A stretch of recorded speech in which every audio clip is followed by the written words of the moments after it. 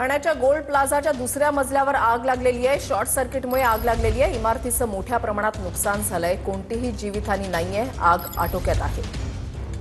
ठाण्याच्या गोल्ड प्लाझाच्या दुसऱ्या मजल्यावर भीषण आग लागलेली आहे। या आगीमध्ये अनेक दुकानांचं नुकसान झालंय। सुदैवानं जीवितहानी झाली नाहीये। आढावा घेतलेला आमच्या प्रतिनिधींनी, पाहूयात। ठाण्यातील मुख्य बाजारपेठेमध्ये असणारा गोल्ड प्लाझा या ठिकाणी दुसऱ्या मजल्यावरती पहाटे सकाळी 5च्या नंतर जे आहे ते आग लागली। मात्र पाहिलेल्या आगीमध्ये मोठ्या प्रमाणात जे आहे ते या ठिकाणी नुकसान झालेलं आहे।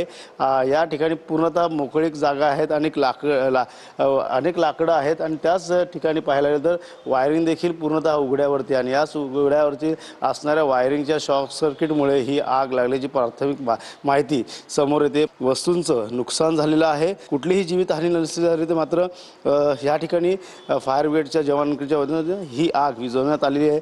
पूर्ण आग आता आटोक्यात आणलेली आहे। कॅमेरा अथर्वसह गणेश सोरा, टीव्ही 9 मराठी।